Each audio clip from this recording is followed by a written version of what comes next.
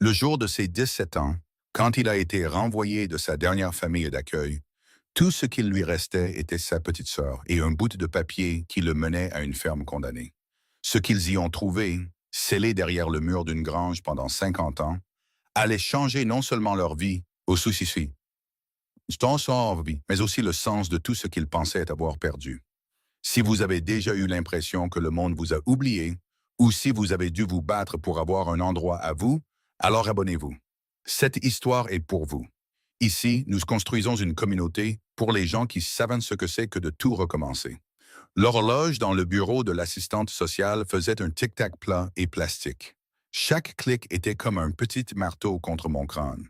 C'était mon 17e anniversaire. Dehors, un ciel gris et plat pesait sur la ville. Le genre de ciel qui promet une pluie froide et interminable. À l'intérieur, l'air était vicié. Il sentait le café bon marché et le désinfectant. Ma sœur Mia était assise à côté de moi. Sa petite main serrait la lanière usée de son sac à dos. Elle avait 12 ans, mais à cet instant, on lui en aurait donné à peine 6. Ses yeux étaient fixés sur une fissure dans le lino, comme si cette fissure détenait les réponses à toutes les questions que nous avions trop peur de poser. Madame Albright, notre assistante sociale depuis 2 ans, s'est raclée la gorge. C'était une femme usée par le système qu'elle servait. Ses expressions étaient rodées, sa sympathie distribuée en doses prudentes. Léo, dit-elle, sa voix essayant d'être douce sans vraiment y parvenir. Tu connais les règles. À 17 ans, tes options de placement sont très limitées. Et avec l'incident chez les Miller, sa voix s'est éteinte, laissant l'accusation flotter dans l'air. L'incident, c'était moi, refusant de laisser M. Miller enfermer Mia dans sa chambre parce qu'elle n'avait pas fini son dîner. Ça s'est terminé par des cris, une porte claquée et un coup de téléphone. Ça finissait toujours par un coup de téléphone. Je n'ai rien dit. Je me suis contenté de la regarder, sentant le nœud froid et familier de la colère et de l'impuissance se serrer dans mon ventre. 2 ans et entendre qu'il fallait être reconnaissant. 2 ans pendant lesquels Mia a appris à se faire de plus en plus petite. Nous n'avons pas d'autre famille d'accueil, a-t-elle continué en remuant des papiers sur son bureau. Ces papiers, c'étaient nos vies, condensées en jargon bureaucratique et en rapport d'incident. Et nous ne trouvons pas de foyer qui puisse vous prendre tous les deux avec si peu de préavis, surtout étant donné. Encore la pause. Étant donné mon dossier. Un dossier pour avoir été protecteur, pour avoir répondu, pour ne pas avoir été un fantôme dans la maison d'un autre. Alors, qu'est-ce qui se passe maintenant? Ai-je demandé. Mes mots sont sortis éraillés et bruts.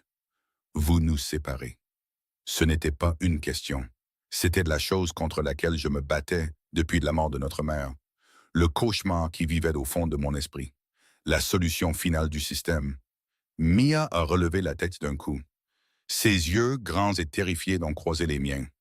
Je lui ai fait un petit signe de tête négatif, une promesse silencieuse que je n'étais pas sûr de pouvoir tenir. Ne t'inquiète pas, je gère. Madame Albright a soupiré, un son long et las. Elle a pris un unique document plié. Il était vieux, les plis étaient hindous, le papier jauni sur les bords. Il y a une chose, dit-elle, son ton changeant. Ce n'était pas de l'espoir, mais quelque chose qui y ressemblait. Un dernier recours, une faille juridique. Nous avons été contactés par un greffier du comté, plus au nord. Il semble que votre grand-père maternel, un certain monsieur Alistair Finch, soit décédé il y a quelque temps. Sa succession est en cours d'homologation. Ce n'est pas grand-chose. Elle a fait glisser le papier sur le bureau. C'était un titre de propriété. Le titre d'une propriété dans une ville dont je n'avais jamais entendu parler. Un endroit appelé Sparrow Creek. Il l'a laissé à votre mère, a expliqué Madame Albright. Et comme elle est décédée, la propriété vous revient, à vous et à Mia, conjointement. J'ai fixé le nom, Alistair Finch, un fantôme, un homme qui n'avait existé que sur quelques photos délavées que notre mère gardait dans une boîte à chaussures, un homme qui avait disparu de sa vie bien avant notre naissance. Il l'a abandonné, avait-elle dit une fois, la voix amère. Il est juste parti. Alors, on a une maison, a chuchoté Mia, une lueur d'espoir impossible dans la voix. Madame Albright a levé une main. Je n'appellerai pas ça une maison, Mia, plus maintenant. La propriété a été signalée par le comté. Elle est à l'abandon, condamnée officiellement. Les impôts n'ont pas été payés depuis des années. D'après le greffier, la maison principale est probablement inhabitable. Le terrain n'a aucune valeur pour les promoteurs car il est enclavé et classé en zone agricole uniquement. Elle s'est penchée en avant, son expression devenant sombre. Le comté est prêt à effacer les arriérés d'impôts si vous leur cédez la propriété. Ils démoliront les bâtiments et laisseront la terre en jachère. Vous recevrez un chèque de quelques centaines de dollars pour votre PIN, assez pour tenir un moment, Léo. Le temps que tu trouves du travail et que nous trouvions un bon foyer stable pour Mia. La voilà, l'offre, l'ultimatum. Prendre l'argent facile, abandonner le dernier morceau de notre famille que nous ignorions posséder et les laisser nous séparer. Où? Où quoi? Ai-je demandé, la voix basse. Où vous pouvez la réclamer, dit-elle en haussant les épaules comme si l'idée était absurde. Elle est à vous, légalement. Mais, Léo, tu dois comprendre, tu as 17 ans. Tu n'as pas d'argent, pas de travail. La propriété est à des heures d'ici, au milieu de nulle part. Il n'y a ni électricité, ni eau. Le district scolaire est à des kilomètres. Ce n'est pas une option viable. C'est un fardeau, pas un atout. J'ai regardé le titre de propriété. Le papier semblait lourd, ancien. C'était un fragment d'une histoire que nous ne connaissions pas, venant d'un homme qu'on nous avait appris à détester. Un endroit sans valeur, en ruine. Mais c'était à nous. C'était la seule chose au monde qui nous appartenait. J'ai regardé Maya, la terreur dans ses yeux laissant place à une question désespérée. Elle ne regardait pas Madame Albright, elle me regardait moi, attendant que je décide. Dans ce bureau silencieux et stérile, avec l'horloge qui égrenait les derniers moments de notre vie commune, le choix n'en était pas vraiment un. C'était le seul coup qui restait à jouer. On l'apprend, ai-je dit. Ces mots avaient le goût d'un saut dans le vide. Madame Albright m'a dévisagé, sa bouche formant une ligne fine de désapprobation professionnelle. Léo, sois sérieux. Ce n'est pas un jeu, c'est l'avenir de ta sœur. Je suis sérieux, ai-je dit, ma voix tremblante mais ferme. J'ai glissé le titre de propriété dans ma poche. C'est à nous. On y va. Elle a argumenté. Elle a raisonné. Elle a exposé les difficultés inévitables d'une voix calme et rationnelle qui me donnait envie de crier. La faim, le froid, l'isolement. Le fait que les services de protection de l'enfance pourraient, et probablement le feraient, intervenir dès qu'ils jugeraient l'environnement inadapté pour Mia. Mais je n'ai rien entendu de tout ça. Tout ce que j'entendais, c'était le tic-tac de l'horloge et la promesse silencieuse que j'avais faite à ma sœur. Tout ce que je voyais, c'était la porte de ce bureau et la route qui s'en éloignait. 1 heure plus tard, nous étions sur un coin de rue avec 2 sacs à dos, un sac de sport et un aller simple en bus pour une ville que nous ne trouvions pas sur la carte abîmée de la gare. La pluie avait finalement commencé à tomber, une bruine froide qui s'infiltrait dans les épaules de ma veste. Mia s'est blottie contre moi, grelottante. J'ai passé mon bras autour d'elle. Ça va être une aventure, ai-je dit, en essayant de rendre ma voix joyeuse comme celle des héros dans les livres qu'elle aimait. Elle a levé les yeux vers moi, son visage pâle dans la lumière grise. Elle n'avait pas l'air convaincue. Je n'étais pas convaincu non plus. Mais alors que le bus s'arrêtait au bord du trottoir, ses freins sifflant comme un monstre fatigué, j'étais sûr d'une chose. Nous étions toujours ensemble. Pour l'instant, c'était suffisant. Le trajet en bus fut d'un voyage lent et chaotique hors du monde que nous connaissions. Le quadrillage dense de béton et de verre de la ville s'est lentement dissous en banlieue tentaculaire, puis il s'est estompé dans les champs bruns et endormi du début du printemps. Mia s'est endormie contre mon épaule au bout d'1 heure, épuisée par le stress de la journée. Je suis resté éveillé à regarder le paysage changer. Le ciel était d'un gris vaste et indifférent. Les arbres étaient squelettiques, leurs branches nues griffant les nuages. Chaque borne kilométrique que nous passions semblait être un clou planté dans le cercueil de notre ancienne vie. J'ai suivi l'adresse sur le titre de propriété avec mon pouce. 147 Finch Hollow Road. Ça sonnait comme un nom tiré d'un livre de contes, un endroit qui ne pouvait pas être réel. Mon grand-père, Alistair Finch. J'ai essayé de me l'imaginer, de sentir un lien avec ce nom, mais il n'y avait rien. Juste un vide, un point d'interrogation. Pourquoi est-il parti? Pourquoi a-t-il laissé cette ferme en ruine à une fille qu'il avait abandonnée et, par extension, à nous? Était-ce une dernière blague cruelle ou autre chose? Les questions tournaient dans ma tête, vaines et acérées. Le bus nous a déposés à un carrefour avec un unique feu jaune clignotant. Il y avait une station-service avec une supérette aux fenêtres placardées et un panneau pour Sparrow Creek si rouillé qu'on pouvait à peine lire le nom. Le bus s'est éloigné, nous laissant dans un silence profond et soudain, un silence seulement brisé par le vent qui sifflait dans les fils téléphoniques. Selon le vieil homme à la pompe à essence, Finch Hollow Road était encore à environ 5 kilomètres. Il n'y avait pas de taxi, pas d'autre debout. Il n'y a pas grand-chose par là-bas, avait-il dit en plissant les yeux vers nous. Plus depuis longtemps. Alors, nous avons marché. La route était en asphalte fissuré qui s'est vite transformé en gravier, puis en terre. L'air était différent d'ici. Il sentait la terre humide, les feuilles mouillées, la décomposition et le renouveau tout à la fois. Il était pur et froid, et il remplissait mes poumons d'une manière que l'air de la ville n'avait jamais fait. Notre sac de sport devenait plus lourd à chaque pas.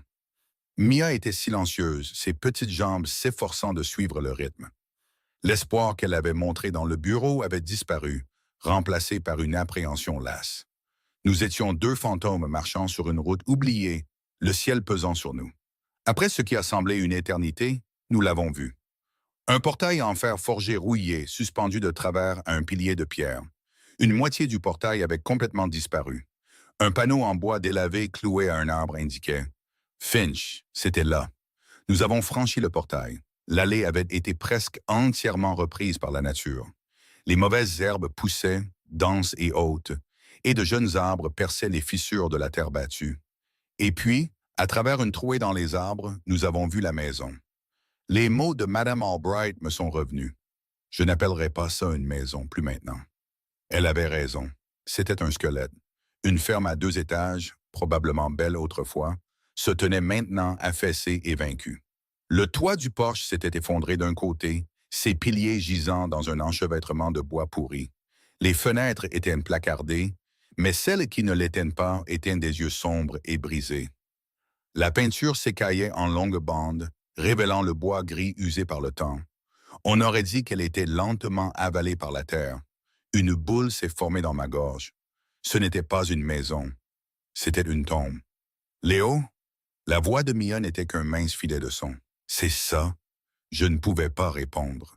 Je suis resté là, immobile, le poids de ma décision s'abattant sur moi. J'avais traîné ma sœur à travers tout l'État pour ça, pour une ruine, pour un endroit qui semblait encore plus désespéré que la vie que nous venions de quitter. La bruine se transformait en une pluie continue et misérable. Nous avions froid, nous étions fatigués, et nous nous tenions devant un monument à l'échec, mon échec. Nous avons avancé péniblement vers la maison, nos pieds s'enfonçant dans le sol mou et boueux. La porte d'entrée était coincée dans son cadre, gonflée par l'humidité.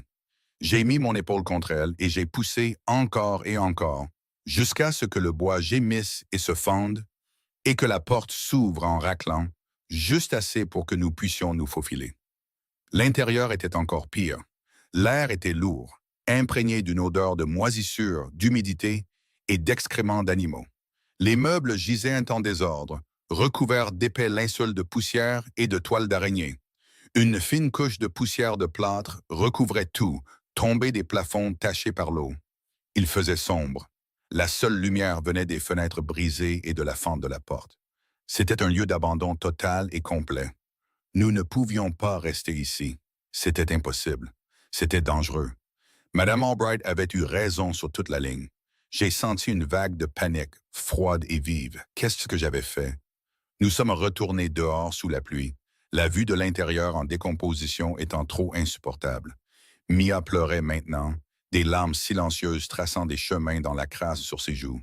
« Ça va aller, ai-je dit, le mensonge ayant un goût de cendre dans ma bouche. « Ça va aller, on va trouver une solution. » Mes yeux balayaient la propriété, cherchant désespérément n'importe quoi, n'importe quel signe d'espoir. Et puis, j'ai vu la grange. Elle était en retrait de la maison, une grande structure classique avec un toit à la mansarde. Elle était vieille, certes, la peinture rouge s'était estompée en un rose poudré, mais elle semblait solide. Contrairement à la maison, la ligne de son toit était droite, ses murs d'aplomb. Elle semblait avoir traversé les décennies avec une grâce stoïque qui manquait à la maison. Viens, ai-je dit, en attrapant la main de Mia et en l'attirant vers la grange. Allons voir la grange. Au moins, on sera au sec à l'intérieur. L'immense porte coulissante de la grange était sortie de son rail d'un côté, mais en unissant nos forces, nous avons réussi à la pousser sur quelques mètres, créant une ouverture sombre. Nous nous sommes glissés à l'intérieur. L'air dans la grange était différent de celui de la maison. Il sentait le vieux foin, le bois sec et l'huile de moteur. L'endroit était vaste et sombre. La seule lumière venait de l'ouverture de la porte et de quelques fenêtres poussiéreuses en haut dans le grenier. Des faisceaux de lumière gris pâle perçaient la pénombre, illuminant des particules de poussière tourbillonnantes comme de minuscules galaxies. Elle était presque vide. Quelques pièces d'équipement agricole rouillées gisaient dans les coins comme des bêtes de fer endormies. Une pile de bottes de foin pourries s'affaissait contre un mur, mais l'endroit était sec. Le toit, d'après ce que je pouvais voir, était en bon état. C'était un abri. C'était quelque chose. Nous avons laissé tomber nos sacs avec un bruit sourd. Le son a été avalé par l'espace immense. J'ai fait le tour, passant ma main le long des murs épais à ossature de bois. La construction était incroyable. D'énormes poutres taillées à la main, assemblées avec des chevilles, construites pour durer des siècles. Cet endroit avait été la fierté de quelqu'un, un jour. En contournant le coin le plus éloigné, ma main a frôlé quelque chose d'étrange. Le mur, fait de larges planches de bois verticales, était lisse et uniforme, mais ici, sur une section d'environ 3 mètres de large et 2,50 mètres de haut, la texture était différente. Les planches étaient plus récentes, ou du moins usées que le reste. Elles étaient ajustées avec une précision presque parfaite, sans clous ni vis visibles. C'était une réparation, mais une réparation parfaite et délibérée. J'ai appuyé dessus. C'était solide, immobile. J'ai toqué. Le son était d'un bruit sourd et dense, différent de la résonance creuse des murs environnants. Mia, viens voir, ai-je appelé. Elle s'est approchée en s'essuyant les yeux. Je lui ai demandé de toquer sur le mur, puis sur la section réparée. Le son est différent, a-t-elle dit, sa curiosité l'emportant momentanément sur son chagrin. C'est plus épais. J'ai passé mes doigts le long des bords de la réparation, cherchant une jointure, une poignée, un loquet caché. Rien. C'était scellé, parfaitement et intentionnellement scellé. Pourquoi quelqu'un réparerait-il le mur d'une grange de l'intérieur? Et pourquoi le faire si méticuleusement? Une étrange sensation a picoté ma nuque, un sentiment d'intention. Ce n'était pas une réparation au hasard. C'était une dissimulation. J'ai trouvé un vieux pied de biche rouillé près de l'équipement agricole. Il était lourd dans mes mains. Reste en arrière, ai-je dit à Mia. J'ai coincé la pointe du pied de biche dans la fissure fine comme un cheveu entre la réparation et le mur d'origine. J'ai mis tout mon poids dessus. Le vieux bois a gémi en protestant. Un éclat de bois a jailli, mais ça a tenu. J'ai réessayé, faisant levier avec mon corps contre l'outil, mes muscles tendus. Il y a eu un craquement sec, comme un coup de feu dans la grange silencieuse. Une ligne de lumière du jour, fine comme une lame de rasoir, est apparue le long du haut de la jointure. Mon cœur battait à toute rompre contre mes côtes. Il y avait quelque chose derrière ce mur. Il y avait plus dans cet endroit que de la ruine et de la décomposition. Avec une montée d'adrénaline, j'ai de nouveau enfoncé le pied de biche et j'ai forcé. Le bois s'est fendu, puis toute une section du mur réparé a cédé, pivotant vers l'intérieur sur des charnières cachées avec un long grincement plaintif. Ce n'était pas une réparation. C'était une porte. Derrière, il n'y avait pas l'extérieur de la grange, mais une poche d'obscurité impossible, un espace qui ne sentait pas le foin et l'huile, mais le papier, le cuir et le temps lui-même. Nous avions trouvé une pièce qui attendait, scellée et silencieuse depuis 50 ans. L'air qui s'échappa de l'ouverture cachée était frais et absolument immobile, portant l'odeur d'un lieu que le monde moderne n'avait pas touché. C'était l'odeur sèche et propre des vieux livres, de l'encre séchée, des choses soigneusement conservées. Mia et moi nous tenions sur le seuil, scrutant l'obscurité. J'ai cherché mon téléphone à tâtons. Mes doigts étaient maladroits, un mélange de peur et d'excitation. J'ai allumé la lampe de poche et le faisceau a découpé un cône blanc et net dans le noir. Ce n'était pas une grande pièce. Peut-être 3 mètres sur 3, niché dans la structure massive de la grange comme un secret. Les murs étaient revêtus de bois lisse et raboté. Et contrairement au reste de la grange, ils étaient isolés. Une simple ampoule nue pendait du plafond par un cordon effiloché, vestige d'une époque où cet endroit avait de l'électricité. Un solide établi en bois courait le long du mur du fond. Dessus se trouvaient des outils, non pas pour l'agriculture, mais pour un travail plus fin. Pieds à coulisse, compas de dessin, lopes, tous disposés avec une propreté qui défiait le demi-siècle de négligence. C'était un bureau. Un atelier. Un sanctuaire. Contre le mur de gauche se trouvait une bibliothèque remplie de livres sur l'ingénierie, la géologie et le droit. Leur dos était délavé, mais intact. Sur le mur de droite, une grande table à dessin était inclinée. Épinglée à sa surface, sous une feuille de plastique jaunie, se trouvait une carte détaillée de la propriété et de ses environs. Ma lumière a parcouru la carte, révélant des annotations manuscrites et des lignes d'arpentage. Ce n'était pas le travail d'un simple fermier. C'était le travail d'un homme méthodique et intelligent. Et au centre de la pièce, posée sur un petit tabouret en bois robuste, se trouvait une lourde boîte en métal vert olive. C'était une malle de type militaire, sécurisée par un épais cadenas en laiton. Collé sur le dessus de la boîte, il y avait une enveloppe de couleur crème, le papier épais et de qualité. Mon nom, Léo, y était écrit d'une écriture forte et élégante. Mon nom, pas celui de ma mère. Le mien. Mon souffle s'est coupé dans ma poitrine. Ce n'était pas un accident. Ce n'était pas une relique du passé sur laquelle nous étions tombés. C'était un message. Un paquet laissé spécifiquement pour moi. Léo, qu'est-ce que c'est? A chuchoté Mia, sa main agrippant l'arrière de ma veste. Je n'ai pas répondu.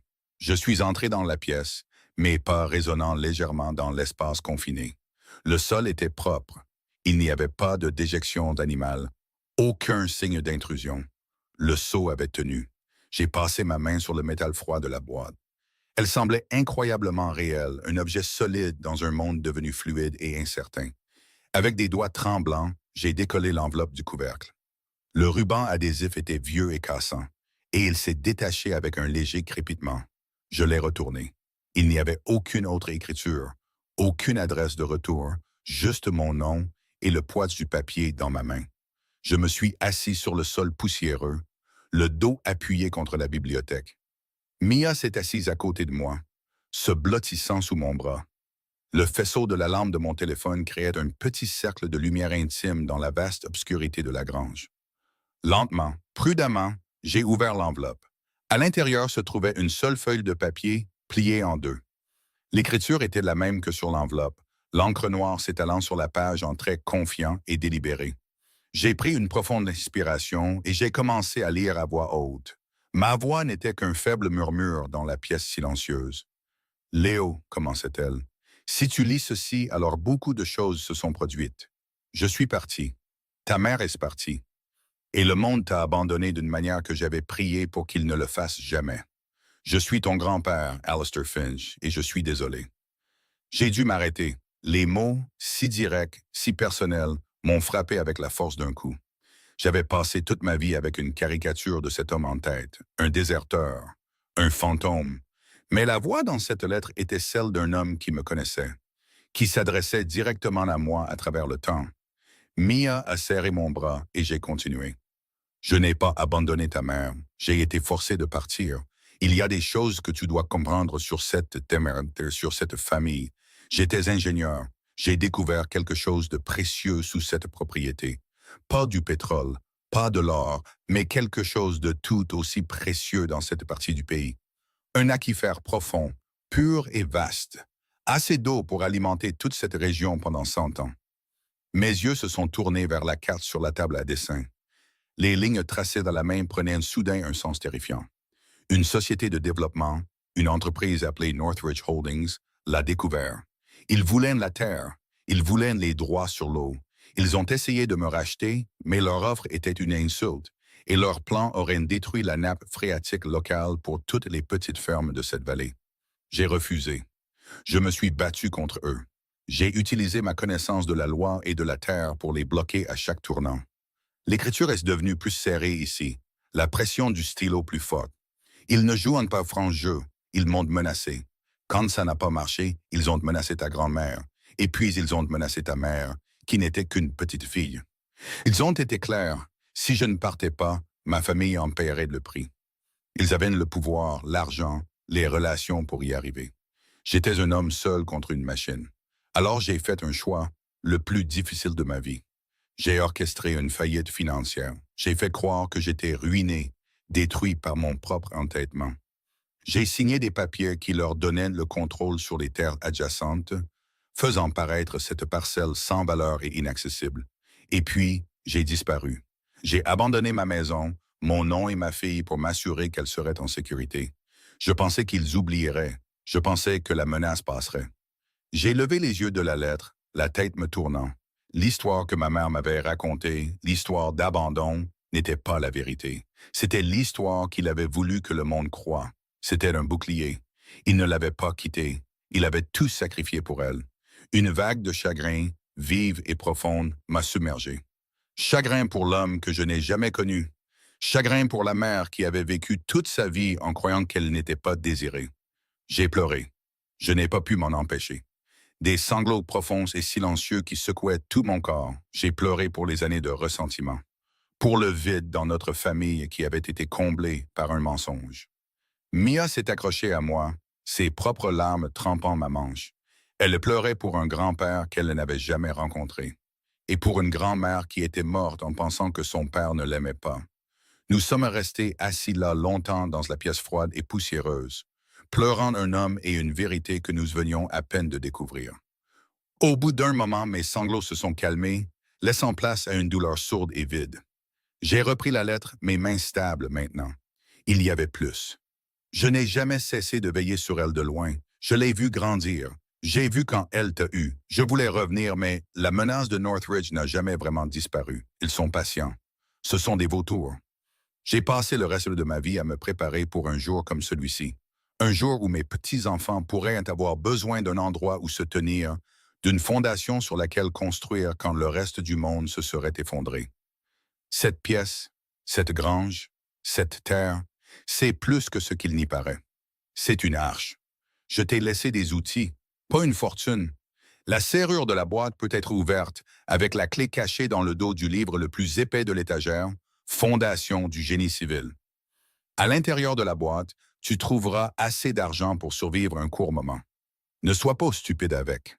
C'est un capital de départ, rien de plus. Tu trouveras aussi un jeu de clés. Elles n'ouvrent rien dans cette grange. Elles sont pour la maison. La maison est un leurre, conçu pour paraître en ruine et sans valeur. Mais elle ne l'est pas. Comme tout le reste ici, sa vraie valeur est cachée.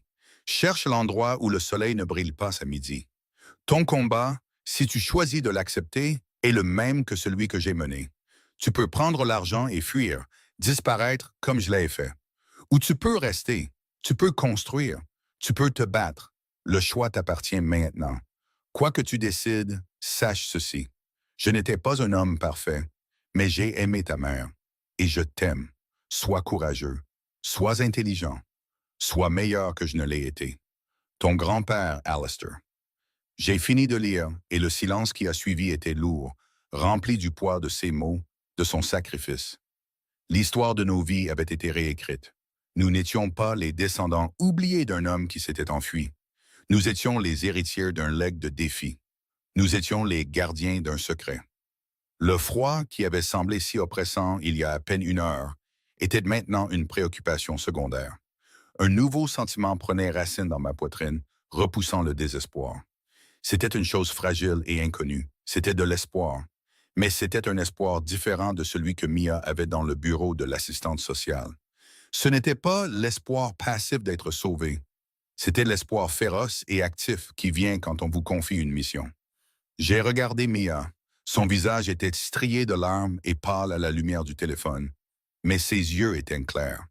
La peur avait disparu, remplacée par une expression de compréhension solennelle. « Qu'est-ce qu'on fait, Léo ?» a-t-elle demandé. Sa voix était stable. Elle ne me demandait plus de la sauver. Elle demandait ce que nous allions faire. Nous étions une équipe. Je me suis levé et je me suis dirigé vers la bibliothèque. J'ai passé mes doigts sur les dos des livres, les titres, une langue étrangère de science et de logique, principes d'hydrologie, analyse structurelle, et là, le plus épais de tous, un lourd volume bleu, Fondation du génie civil. Mes doigts ont trouvé un léger renflement dans le tissu usé du dos. J'ai soigneusement passé mon ongle dessous et l'ai ouvert. Une petite clé en laiton, de forme complexe, est tombée dans ma paume. Elle était vieille, mais elle brillait à la lumière. C'était la clé de la boîte, la clé de notre survie. Je me suis agenouillé près de la malle et j'ai inséré la clé dans le lourd cadenas en laiton. Elle a tourné avec un clic solide et satisfaisant. Le cadenas s'est ouvert. J'ai soulevé le lourd couvercle. À l'intérieur, niché en piles nettes et banderolées, il y avait de l'argent. Des billets de 50 et de 20. Ce n'était pas une fortune de roi, mais c'était plus d'argent que je n'en avais jamais vu en un seul endroit. J'ai compté une liasse, 1 000 $. Il y avait 10 liasses, 10 000 $. Pour un jeune de 17 ans sans rien, cela semblait être 1 million. C'était de la nourriture. C'était des vêtements chauds. C'était un générateur. C'était du temps. Sous l'argent se trouvait une pochette en cuir. Je l'ai ouverte. À l'intérieur se trouvait un trousseau de vieilles clés passe-partout, lourdes et en fer, et une seule clé plus petite, d'aspect plus moderne. Les clés de la maison, les clés de la prochaine partie du puzzle. Je me suis assis sur mes talons, l'énormité de tout cela me submergeant. Nous avions un choix. La lettre l'avait bien précisé. Nous pouvions prendre cet argent, redescendre ce chemin de terre et disparaître.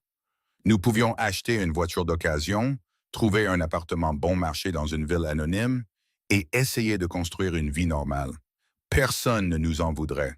C'était la chose sensée à faire. Où nous pouvions rester. Nous pouvions rester sur ce lopin de terre froid et en ruine et reprendre le combat de notre grand-père. Nous pouvions essayer de découvrir les secrets de la maison, de comprendre l'héritage qu'il nous avait laissé. C'était un chemin dangereux, incertain, un chemin qui menait vers un ennemi puissant et sans visage. Pendant un instant, je me suis permis d'imaginer la solution de facilité. La sensation d'un appartement chaud, la sécurité d'un emploi stable, Mia en sécurité dans une vraie école. C'était tentant. C'était tout ce que j'avais toujours voulu pour nous. Mais ensuite, j'ai regardé autour de moi dans la pièce secrète. J'ai regardé les livres, les outils, la carte. J'ai regardé la lettre, l'amour, la douleur et l'espoir versés dans chaque mot. Cet endroit n'était pas seulement une terre. C'était une histoire, notre histoire. S'enfuir signifierait laisser cette histoire inachevée. Cela signifierait valider le mensonge que notre grand-père avait construit pour nous protéger. Cela signifierait laisser Northridge Holdings gagner. Et vers quel genre de vie fuirions-nous? Une vie à regarder par-dessus notre épaule? Une vie construite sur les fondations du secret que nous avions trop peur d'affronter? Une vie où nous serions toujours, en fin de compte, impuissants? Non. C'était l'ancienne façon de penser, la pensée d'un gamin piégé dans le système. Nous n'étions plus seulement des victimes. Notre grand-père nous avait donné plus que de l'argent et un lopin de terre. Il nous avait donné le pouvoir d'agir. Il nous avait donné un choix. Et maintenant, à ce moment précis, je pense qu'il est important de faire une pause. Si vous êtes arrivé jusqu'ici dans notre histoire, merci. Ça compte beaucoup. C'est le moment où tout a changé pour nous. C'est un moment que beaucoup de gens, je pense, rencontrent dans leur propre vie, peut-être d'une manière différente. Le moment où vous devez décider de prendre le chemin facile ou de défendre quelque chose qui compte, même si c'est plus difficile. Avez-vous déjà vécu un tel moment? Dites-le moi dans les commentaires. Je lis absolument tout et je pense que partager ces histoires est notre façon de nous rappeler que nous ne sommes pas seuls dans nos combats. Nous construisons ici une communauté de personnes qui comprennent. Alors, si cette histoire résonne en vous, n'hésitez pas à vous abonner. Ça aide plus que vous ne l'imaginez. Maintenant, retournons dans cette grange froide avec une boîte d'argent et un choix qui va changer une vie. J'ai regardé Mia. Elle m'observait, son expression indéchiffrable. J'ai brandi le trousseau de vieilles clés. Il a dit de chercher l'endroit où le soleil ne brille pas à midi, ai-je dit. Un lent sourire s'est étendu sur son visage. C'était le premier vrai sourire que je voyais de sa part de toute la journée. La cave, dit-elle, sa voix brillante de découverte. Ou un mur exposé au nord. Ouais, ai-je dit, sentant un sourire assorti sur mon propre visage. Ou sous le porche. Nous ne faisions plus que survivre. Nous résolvions un mystère. Nous étions dans une aventure. J'ai refermé le couvercle de la malle, laissant l'argent à l'intérieur pour l'instant. Nous prendrions ce dont nous avions besoin, Mais son véritable but n'était pas d'être dépensé. C'était d'être utilisé. J'ai empoché les clés. Allons à la maison, ai-je dit. Nous avons quitté la pièce secrète, refermant la lourde porte dissimulée derrière nous. Elle s'est enclenchée, la jointure redevenant presque invisible. La grange est redevenue une simple grange, son secret bien gardé. Armés des clés et d'un sens du but renouvelé, nous sommes retournés sous la pluie, qui s'était maintenant adoucie en une brume persistante. La maison en ruine ne ressemblait plus à une tombe. Elle ressemblait à un défi. La porte d'entrée était toujours coincée, ouverte. Nous nous sommes glissés de nouveau dans l'intérieur humide et délabré. Cette fois, je n'étais pas submergé par le désespoir. Je la regardais avec de nouveaux yeux, les yeux de mon grand-père. La maison est un leurre. J'ai passé la lumière de mon téléphone sur les murs tachés d'eau, le plâtre effondré, les meubles renversés. C'était une illusion magistrale. Les dégâts étaient réels, mais ils semblaient cosmétiques. La structure sous-jacente, les os de la maison, semblaient solides, tout comme la grange. Nous avons commencé par la cave. Une vieille porte en bois dans le sol de la cuisine y menait. J'ai trouvé la clé sur le trousseau qui correspondait à la serrure rouillée. La porte s'est soulevée, révélant un escalier de pierre raide descendant dans un espace noir, sentant la terre. « Où le soleil ne brille pas à midi ?» a chuchoté Mia en s'agrippant à mon bras. Nous sommes descendus prudemment. La cave était humide et tapissée de pierres. Des étagères remplies de bocaux de conserve vides et poussiéreux longeaient les murs. Nous avons passé 1 heure là-dedans, à tapoter les murs, à vérifier le sol en terre battue pour des sections meubles, à examiner chaque recoin. Nous n'avons trouvé que des araignées et des conserves oubliées qui s'étaient transformées en une boue sombre et non identifiable. Ensuite, nous avons vérifié les murs orientés au nord aux 2 étages. Nous avons poussé les lambris, cherché des jointures, mesuré les pièces pour voir si les dimensions correspondaient à l'extérieur. Rien. La frustration a commencé à revenir. Le jour déclinait et la maison devenait plus froide et plus sombre. L'excitation initiale s'estompait, remplacée par la sombre réalité de notre situation. Nous étions 2 enfants dans une maison froide, sombre et cassée, à la poursuite d'une énigme laissée par un homme mort. Peut-être étions-nous fous. Peut-être aurions-nous dû simplement prendre l'argent. Nous avons fini sur le porche d'entrée, blottis l'un contre l'autre pour nous abriter de la brume. La partie du porche qui ne s'était pas effondrée était encore solide. Nous nous sommes assis sur la marche supérieure, regardant la cour envahie par la végétation. « Le soleil ne brille pas à midi », répéta Mia, plus pour elle-même que pour moi. Elle traçait des motifs sur les planches poussiéreuses avec son doigt. « Sous le porche ?» ai-je suggéré, bien que mon énergie faiblisse. Il faudrait ramper dans la boue et l'obscurité. Je n'étais pas impatient de le faire. « Non, dit-elle, sa voix soudainement vive. Elle a pointé le plancher du porche lui-même. « Ici, Léo, regarde. » Je regardais où elle pointait. La majeure partie du plancher du porche était faite de planches de largeur standard, mais juste au centre, directement devant la porte principale, se trouvait une section carrée d'environ 1 mètre sur 1 mètre, où les planches étaient posées selon un motif différent, en chevron. C'était une touche décorative, quelque chose que l'on ne remarquerait pas à moins de le chercher. « C'est juste sous le toit du porche, dit-elle, les yeux écarquillés d'excitation. Le toit le surplombe. Même à midi, quand le soleil est directement en face de la porte principale, cet endroit serait toujours dans l'ombre. » Mon cœur s'est mis à battre la chamade. Elle avait raison. C'était malin. C'était exactement le genre de pensée latérale qu'un homme comme notre grand-père utiliserait. C'était une énigme cachée à la vue de tous. Je me suis agenouillé et j'ai examiné la section en chevron. Il n'y avait pas de charnières ou de poignées visibles, mais en passant mes doigts le long des bords, je les sentis. Du côté le plus proche de la maison, il y avait un minuscule trou presque imperceptible percé dans le bord d'une des planches. Il n'était pas plus grand que la pointe d'un stylo. Ce devait être un trou de serrure. J'ai sorti le trousseau de clés. La plupart étaient grandes, squelettiques et clairement pour les vieilles serrures de porte. Mais il y avait l'autre, la petite clé d'aspect moderne. Elle ressemblait à une clé de meuble ou de coffret.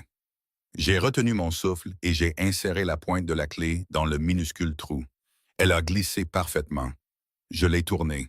Il y a eu un léger clic sous le plancher. J'ai cherché quelque chose pour faire levier, mais je n'en ai pas eu besoin. Une section du motif en chevron s'était soulevée d'une fraction de pouce. Une trappe. J'ai glissé mes doigts dans l'interstice et j'ai soulevé. Elle était lourde, faite de bois épais et solide, mais elle a basculé vers le haut sur des charnières bien huilées, révélant une cavité sombre et carrée sous le porche. La lumière de mon téléphone a percé l'obscurité. À l'intérieur de la cavité, protégée de l'humidité par une épaisse doublure de papier goudronné, se trouvait une autre boîte en métal. Celle-ci était plus grande que celle de la grange. Une malle en acier robuste, du genre utilisé pour les outils ou les équipements sensibles. Elle n'était pas fermée à clé. Elle était sécurisée par un cadran à combinaison. Une vague de déception m'a envahi. Une serrure à combinaison. Nous étions si près. Comment pourrions-nous connaître la combinaison? Il n'y avait pas d'autres lettres, pas d'autres indices. Je me suis affalé, la trappe toujours ouverte. Le carré noir du trou était comme une provocation. La lettre disait-elle autre chose? Demanda Mia. Des chiffres? J'ai sorti la lettre froissée de ma poche et je l'ai parcourue à nouveau, désespérément. Rien, juste des mots, des termes d'ingénierie, du jargon juridique, des confessions émotionnelles. Pas de chiffres, pas de code. Je l'ai relu à voix haute, en espérant que nous avions manqué quelque chose. Le livre le plus épais de l'étagère, Fondation du génie civil. L'endroit où le soleil ne brille pas à midi. Rien. C'était sans espoir. J'allais refermer la trappe, admettre ma défaite pour la nuit, quand Mia a parlé. Léo, dit-elle doucement, relis la première partie, celle sur l'eau. J'ai trouvé le passage. J'ai découvert quelque chose de précieux sous cette propriété, un aquifère profond, pur et vaste, assez d'eau pour alimenter toute cette région pendant 100 ans. Et si les chiffres étaient là-dedans, dit-elle, dans ces autres livres, sur la carte? C'était peu probable, mais c'était notre seule chance. Nous étions sur le point de retourner à la grange quand l'image de la carte de la table à dessin m'est revenue à l'esprit. Les annotations manuscrites, les lignes d'arpentage. Je n'y avais pas prêté assez attention. J'avais été trop dépassé. Attends ici, ai-je dit à Mia. J'ai sprinté jusqu'à la grange, mes pieds serrés, mes pieds glissant dans la boue. J'ai fait irruption dans l'espace silencieux et sombre. J'ai ouvert la porte cachée à tâtons et je suis retourné dans la pièce secrète. J'ai dirigé la lumière de mon téléphone vers la table à dessin. La carte était un relevé topographique de notre terrain, mais superposé, il y avait les notes de mon grand-père. Profondeur, débit, strates géologiques. Et dans le coin inférieur droit, dans une boîte soignée et tracée à la règle, il y avait un résumé. Titre: Étude de l'aquifère Finch, évaluation finale. Et en dessous, une série de chiffres. Profondeur au point de puits principal, 815 pieds. Volume estimé, 3,4 milliards de mètres cubes. Taux de recharge, 57 pieds de cubes par seconde. Les chiffres, ils avaient été là depuis le début. Pas comme un code, mais comme des données. Mon grand-père n'était pas un espion. C'était un ingénieur. Il utiliserait des chiffres qui avaient un sens pour lui. J'ai cherché dans ma poche un stylo que j'avais pris au bureau de l'assistante sociale et je les ai griffonnés sur ma paume. 8, 34, 57. C'était peu probable, mais ça semblait juste. Je suis retourné en courant à la maison, le cœur battant à tout rompre. Mia attendait sur le porche, son visage un ovale pâle dans le crépuscule. Je crois que je l'ai, ai-je haleté, m'agenouillant près de la trappe ouverte. J'ai pris une profonde inspiration pour calmer mes mains et j'ai tourné le cadran de la serrure. À droite jusqu'à 8. À gauche, passer 8 une fois, puis jusqu'à 1. À droite, passer 1 jusqu'à 5. Le cadran s'était bloqué. J'ai réessayé. Droite sur 8, gauche sur 1, droite sur 5. Non. Ce n'est pas comme ça que ça marche. J'ai repensé au cadenas à combinaison bon marché que j'avais pour mon casier de gym en 3e. Droite, gauche, droite. 3 chiffres. Peut-être que c'était juste la profondeur. 815. J'ai pris une inspiration. Droite sur 8. Gauche en passant 8 une fois jusqu'à 1. Droite sur 5. Le cadenas n'a pas bougé. Mon espoir a commencé à s'évanouir. C'était juste une coïncidence. Essaye les autres, a insisté Mia. Peut-être que c'est une autre série. J'ai essayé le volume. 3, 4, pas assez de chiffres. Le taux de recharge. 5, 7, même problème. Je me suis rassis, vaincu. Les chiffres n'avaient aucun sens. C'était juste une supposition stupide. Et puis mes yeux sont tombés sur la date en haut de la lettre de mon grand-père, une date qu'il avait écrite il y a 50 ans. 5 avril 1973. 4, 5, 7, 3. Était-ce si simple? Une date? J'ai secoué la tête. C'était un homme de science, de données, mais c'était aussi un homme qui avait perdu sa famille. Peut-être que certaines dates contiennent plus que les données. J'ai essayé. 4, 5, 7, 3. 4 chiffres. La serrure avait une place pour 4. J'ai essayé 45, 73. Rien. Mon esprit s'emballait, retournant les détails. La lettre, la pièce, la carte. Qu'est-ce que j'avais manqué? J'ai pensé à la propriété elle-même. L'adresse, 147 Finch Hollow Road, 147. J'ai essayé. Droite sur 1, gauche en passant 1 jusqu'à 4. Droite sur 7, l'anse s'est tendue, mais ne s'est pas libérée. Rien. C'était impossible. Nous étions épuisés, nous avions froid et la lumière diminuait. J'étais prêt à abandonner, à claquer la trappe et à m'en occuper le matin. Mais alors que je fixais la serrure, mon regard devenant flou, les chiffres que j'avais écrits